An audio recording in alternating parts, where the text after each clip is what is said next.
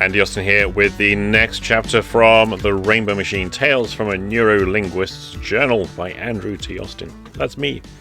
This chapter, entitled A Mouthful, details a rather unfortunate incident that occurred to me when I was training to be a nurse. I think I was a second-year student when the thing that happened. It was rather distasteful, shall we say. And then I start to bind that particular story to a couple of examples around overeating and obesity. Whether I achieved what I was trying to achieve with this chapter, I'm not quite sure. In rereading it, I've got to be honest, it does appear that there's a paragraph missing. And I think that got missed in the edit, because it jumps from one thing to another. I read it and I thought, is there a page missing? I realised it's actually just one paragraph that's missing. So I don't know how that quite happened. So if you ever read that chapter and you think, that bit doesn't make sense, it doesn't, because there's a piece missing. Anyway, what this largely is about, what I was trying to do with this piece of writing, is draw attention to the fact that we can choose what we consume. And quite often what we end up consuming, we take in because we're programmed to do so by the environment. The predicament I found myself in is I was stood in a living room with a mouthful of unmentionable, and I actually contemplated not spitting it out because I didn't want to disrupt this beatifically sterile environment in which I was in, and it was just a crazy situation to be in. And I just wonder how many people are not conscious of what they consume, and they're not conscious of what they take into their body.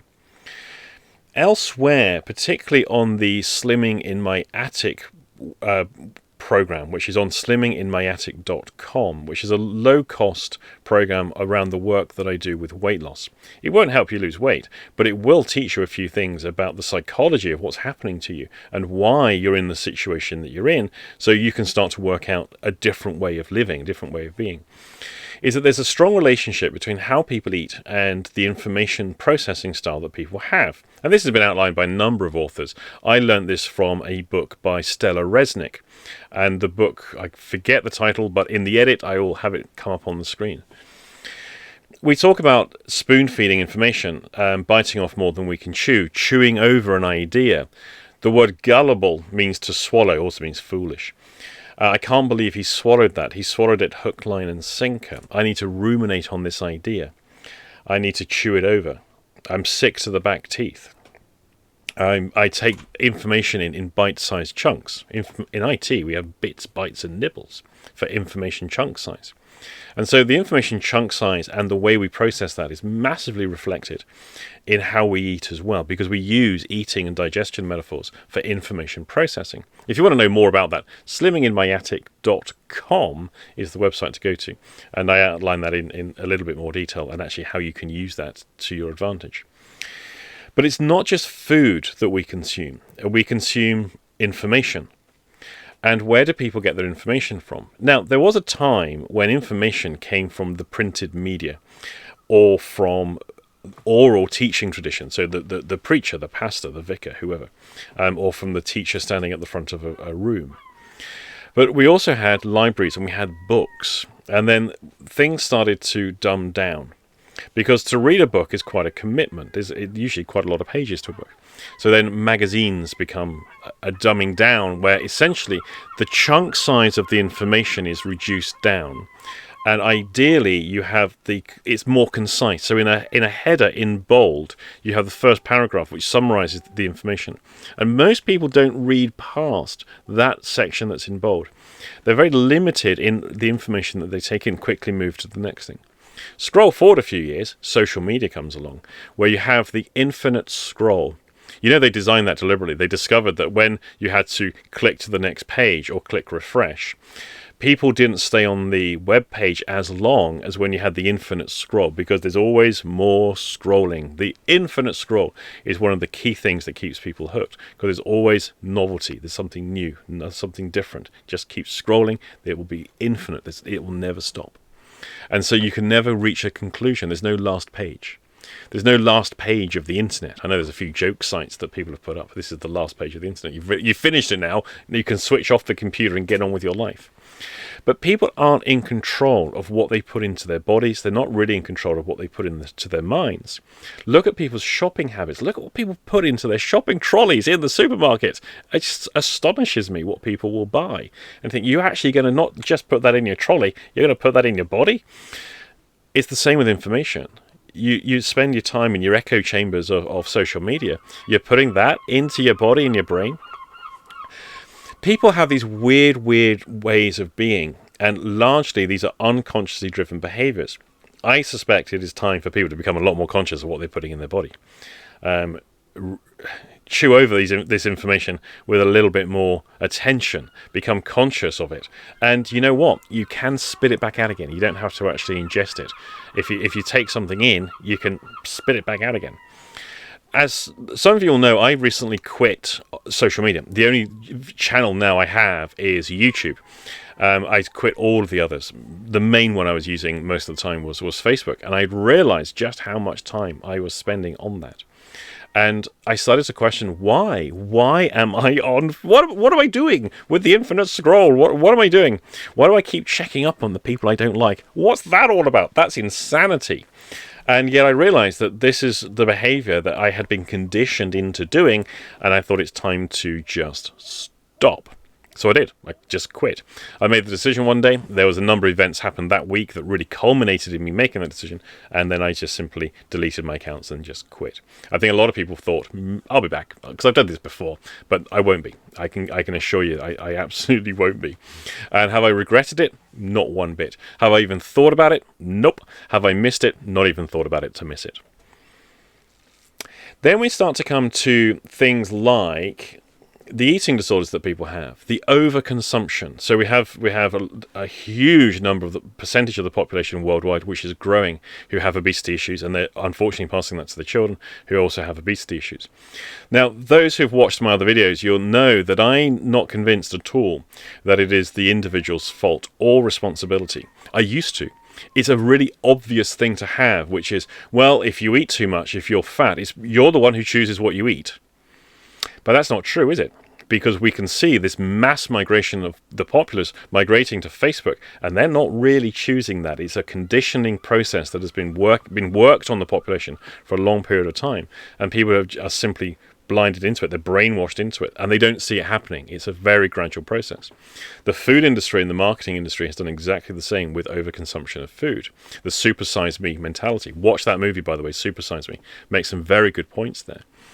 So people are lulled into this overconsumption, and yet we then blame the individual for being essentially hypnotized into obesity. If we have a man on a stage hypnotized to think he's a chicken, we don't blame the man who's a chicken. We blame the hypnotist. We hold him responsible for the predicament the man on the stage pretending to be a chicken is. And yet when we hypnotize people into mass consumption, we blame the individuals. Because, well, I'm not that individual, so therefore I don't do that. So if I don't do it, there must be something wrong with them. Well, the audience isn't hypnotized into being a chicken. The man on the stage is. We hold the hypnotist accountable, but we don't hold marketing and food industry and the multimedia companies responsible for what they are doing on a massive scale. Think how much they spend in advertising. Think how much is just the sheer revenue from advertising on Facebook, but also how much the food industry advertises there across all of the different services of food that is offered. How much, and the TV shows around cooking and eating, it's just astonishing. Why do they spend that much money on the advertising? It's really simple. It works. Advertising works, and they have the best people, the best hypnotists in the world, almost onto a magical level of hypnotizing and conditioning the population to blindly do what they're being told to do. And yet we still blame the individual. Now, what am I going on about here? What's my point here? Well, I think that we can start to become conscious. For me, it required, back then when I was a nursing student, it required me to end up with a mouthful of something unmentionable and actually realize that I was reluctant to spit it out because of the environmental conditioning that I was subjected to within that context, as was the patient as well. That's why he had that particular problem that he had. With the social media, it took a couple of events. One was I watched that film, The Social Dilemma, on Netflix. Not the best movie in the world. It's well worth watching. And then when you've watched that, watch the Joe Rogan interview. I forget the guy's name now he's interviewing, who was involved with The Social Dilemma. And they go into a lot more detail over about 2.5 hours. It's horrifying when you learn those details. Again, that's coming up on the screen for you so you can follow that. And then during that particular week of having watched that film, I then got involved in an argument which then with somebody online, which then spilled over into the real world. And let's just say the real world guy was a little bit bigger than me, and he was serious. A couple of events come together, and I think, okay, why did I even get into that? Why did I get into that with somebody? I didn't even know the person. Know him now. Didn't even know the guy, and yet by getting into that with a complete stranger online, I thought, what am I doing? How did I even end up in that position? Well, it's a slow conditioning process. Not direct hypnosis as such, it's more gradual than that. And you can watch the divisions, especially the political divisions online, how angry people are over complete strangers, over just a few words of text on a screen, and watch what happens to people, how much rage and anger and discontent and all of the other negative things get sown. And of course, once we start interacting with those things, the social media algorithms automatically start feeding us more of the same. So we end up with this echo chamber that just fuels more and more and more and more. This is not a force of good. I'm going to recommend you start taking back control of what enters your brain information-wise and what enters your body food-wise. What you consume, we talk about social media consumption. You may want to start addressing why are you doing this? When you get to your grave, are you going to go, well, did I have a good life? Did I spend my time wisely, or did I spend my time on Facebook arguing with strangers or seeking validation? Seeking likes. Give me likes. I want more likes. I got 10 likes yesterday. I've only got 8 today. I'm failing today. I must get more likes. How many of your worldly motivations are being conditioned and trained by media companies of what basically the companies of consumption?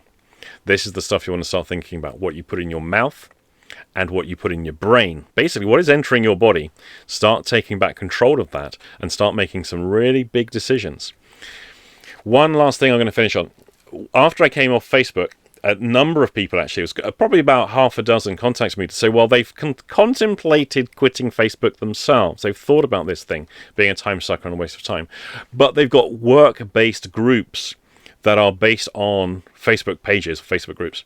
And so they can't leave because they would lose access to that. Just pay attention to what's happened here.